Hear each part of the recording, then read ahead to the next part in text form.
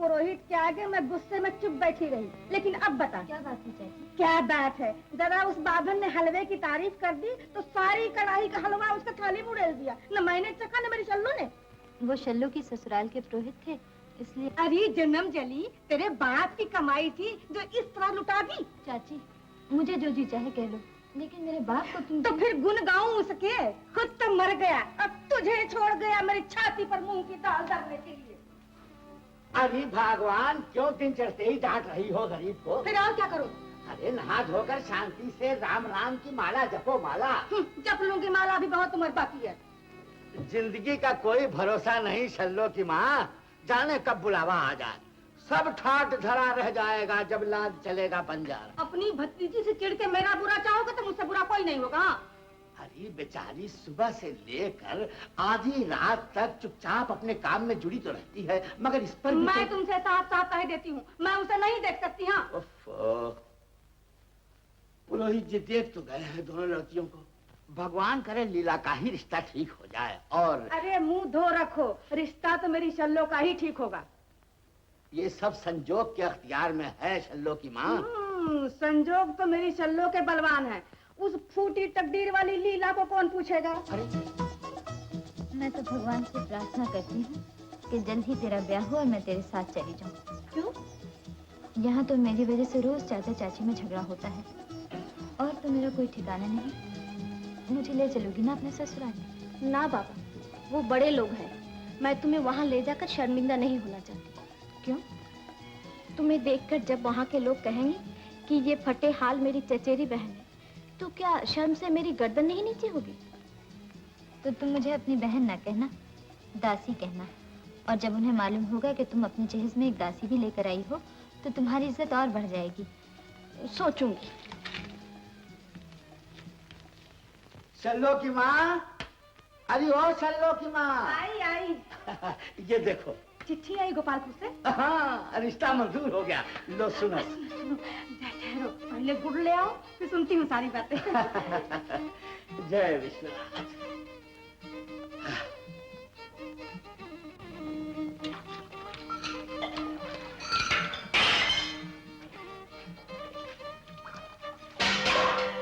पच्चीस घंटे हो गए बर्तन सफा कर रही है। ये गुड़ कहाँ ले जा रही हो माँ? बेटी, तेरे बापू का मुंह मीठा कराने के लिए। ए ले, पहले तू मुंह मीठा कर। गोपालपुर से चिट्ठी आई है। अच्छा, तब तो तेरे संजोग बड़े बलवान हैं शल्लो। ये शल्लो शल्लो क्या है? अच्छा भला नाम है कौशल्या, कौशल्या क्यों नहीं कहती? तुम भी तो उसे शल्लो कहती हो चाची। अरे मैं उसकी माँ हूँ, चाहे कुछ भी कहूँ, लेकिन तू आज से इसे कौशल्या रानी कहा, समझी? गोपालपुर वालों ने इसका रिश्ता मंजूर कर लिया है। मेरी बेटी सारे गांव की रानी बनकर रहेगी, जानती है? अब तुमने मुझे शल्लो कहा तो मैं तुमसे कभी नहीं बोलूंगी। और अगर कौशल्या कहूँ तो? तुमसे कभी झगड़ा नहीं करूंगी। कौशल्या महारानी कहूँ तो? तुम्हें अपनी दासी बनाकर ससुराल ले जाऊंगी।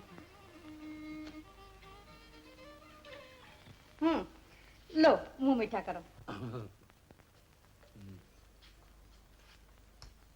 हाँ, अब सुनाओ पूरी चिट्ठी। लीला बड़ी तकदीर वाली है, रानी बनकर राज करेगी राज। गुड़ खा के लगे भागने? अरे वो क्या बनेगी रानी, राज करेगी मेरी शल्लो। आंखें खोलकर दोबारा पढ़ो चिट्ठी। चिट्ठी तो मैं 2 बार छोड़ 4 बार पढ़ चुका, और हर बार यही पढ़ा कि पुरोहित जी ने लीला के रूप और गुण की बहुत तारीफ की है। लीला में क्या खास रूप और गुण धरा है? वो तो मेरी शल्लो की पांव की जूती के बराबर भी नहीं। कसूर सारा पुरोहित जी का है कि उन्होंने लीला और शल्लो को तुम्हारी आंखों से नहीं, अपनी आंखों से देखा है। पुरोहित को तो मैं कहीं पा जाऊं तो उसे कच्चा चबा जाऊं। मैंने तुमसे चोरी चांदी के 50 रुपए दिए उस निगोड़े को, इसलिए कि मेरे शल्लो की सिफारिश कर दे। कल मुँह एक एक करके गिनता रहा, है करता रहा, वहां जाके उल्टी पट्टी पढ़ा दी। हाँ। ये बात है, तो तुमने रिश्वत भी दी थी पुरोहित जी को? तुम माँ होते तो समझते कि अपनी औलाद के लिए क्या कुछ करना पड़ता है। लीला भी तो अपनी ही औलाद है, भाई की लड़की क्या और अपनी लड़की क्या। तुमने नाहक 50 रुपए चांदी के बर्बाद कर डाले, मुझे दूसरी फिक्र लगी। तुम इसकी चिंता न करो, ये 50 रुपए तो पुरोहित का गला दबा के मैं वसूल कर लूंगी। मेरा नाम रंगीली बाई है। हाँ, तो अब चली कहाँ? पूरी चिट्ठी तो सुन लो। ला दो चिट्ठी, फाड़ के चूल्हे में फेंक दो। है और शल्लो के ब्याह की जो ये चिट्ठी होती तो इसे चूम चाट कर अपनी आंखों से लगाती। अब इस बेचारी पर क्यों गुस्सा उतार रही हो? गिरी गधे से और गुस्सा कुम्हार पर। तुम चले जाओ जी, मुझे ताव दिलाओगे तो मैं कुछ कर बैठूंगी। बेटी लीला और शल्लो, तुम लोग जरा बाहर जाओ तो। मैं तो ये कर लो जो कुछ तुम करना चाहो। अरे तो धांस किस पर जमाते हो? मैं तुमसे कुछ डरने वाली नहीं हूँ, समझे? अरे भगवान, मैं तुमसे झगड़ा लड़ाई नहीं करने आया। मुझे तो तुमसे एक सलाह लेनी है।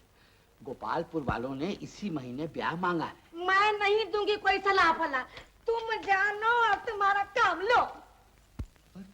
पर ठाकुर साहब गरीब घर की लड़की क्यों पसंद करते हैं?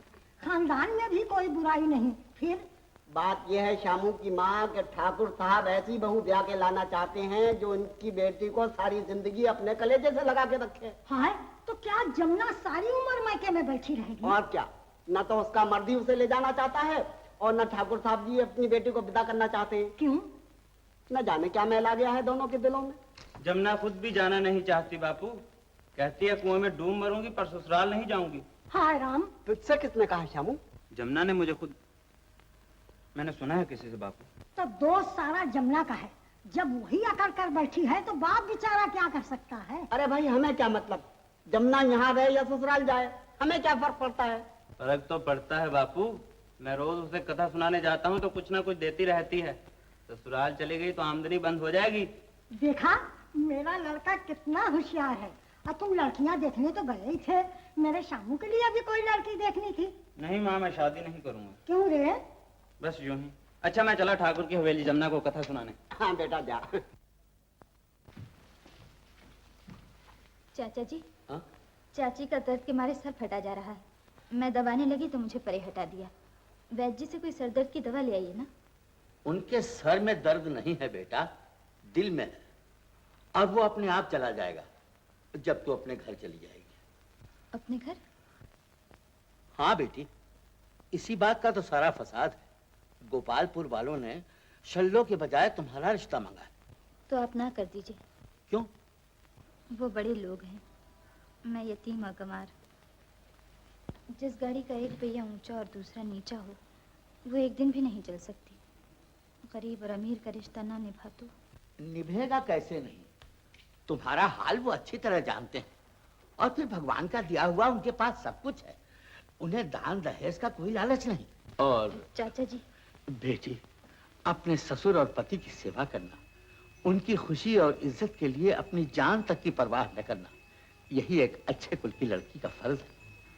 चाचा जी, बेटी, मुझे जल्दी तो अपनी आंखों से दूर करना नहीं चाहते ना? बस इसी महीने तेरा ब्याह करना होगा बेटी। मेरे स्वर्गवासी भाई और भावज की आत्मा कितनी खुश होगी जब ठाकुर साहब की हवेली में उनकी बहू बनकर तू डोली से उतरेगी।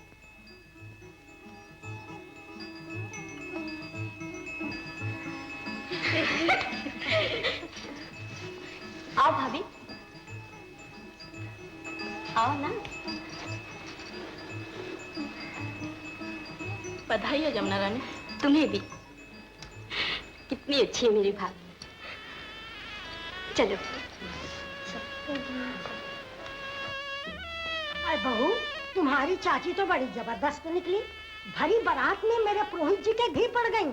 हाथापाई तक की नौबत आ गई। अच्छा, बात क्या थी पुरोहितायन? अब मेरी जाने भला, मेरे पुरोहित जी ने कह सुन के रिश्ता ठीक किया, वो उन्हीं के गले पड़ गई। अच्छा, ये बात तो पुरोहित जी ने मुझे अभी बताई है। वो बहू की चाची ही तो है। एकदम भागने को तैयार हो गए। कहने लगे कि जब चाची इतनी जबान दराज और मर्दाना है तो लड़की क्या कम होगी। गले की जयमाल उतार कर वो फेंकी और बोले मुझे नहीं चाहिए ऐसी बीवी। पर बहे, मैं दोनों आंखों से देख रही हूँ। राम राम, वो चाची है या दुश्मन? फेरे पड़ी बहू वही रह जाती तो इसकी जिंदगी न बर्बाद हो जाती। वो तो इसी बात पर तुली हुई थी। बीच बिरादरी मेरे पुरोहित जी ने अपनी जेब में से चांदी के 50 रुपए निकाल कर दिए, तब वो बला टली।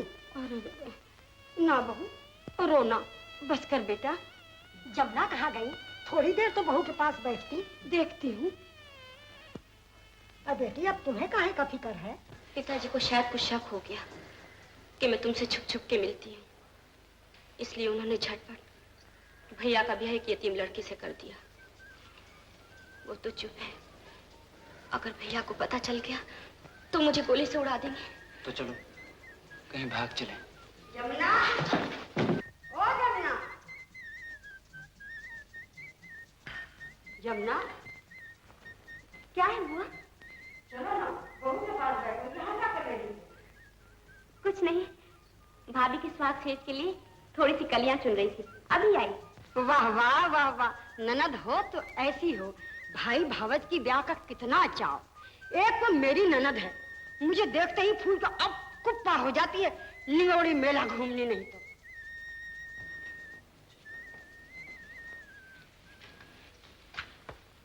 अब मुझे जाने दो श्याम। अच्छा, मैं फिर आऊंगा रात को। ब्याह की खुशी में जलसा है ना, सब मर्द और औरतें उधर होंगे। तुम बहू के पास रहना, मैं सीटी बजाऊंगा, तुम फौरन चली आना। फिर सोचेंगे कि क्या करना होगा। अच्छा, अब तुम जाओ। है तो तुम्हें किसने कहा? पुरोहितायन ने। पर भगवान ने तुम्हें तो ऐसा रूप दिया है कि भैया देखते ही मोम हो जाएंगे। लेकिन मैंने तो सुना है वो मेरी चाची से खफा होकर मुझे वहीं छोड़ाना चाहते थे। न जाने मेरे लिए उनके दिल में क्या ख्याल बैठ गया है। मेरा तो इस घर के सिवा और कोई ठिकाना नहीं। तुम तो यूं टेढ़ी आंख वाली पुरोहितायन का इतबार करके दिल छोटा करती हो। मैं भैया से पूछूंगी। नहीं नहीं, तुम उनसे कुछ मत कहना। बस मुझे यही बता दो कि वो कौन कौन सी बात पर खुश होते हैं, ताकि मैं वही करूं जो उन्हें पसंद हो। मुझे तो खुद पता नहीं चलता वो किस पुराने जमाने के आदमी है। मेरे सर से पल्लू खसक जाए तब डांटते हैं, किसी नौकर से बात करूं तब घूरते हैं। बड़े शक की तबीयत के आदमी है। बस औरत कमरे में बंद रहे, उन्हें तो यही पसंद है। न जाने मेरा दिल क्यों धड़क रहा है। रात करीब आ रही ना, इसलिए।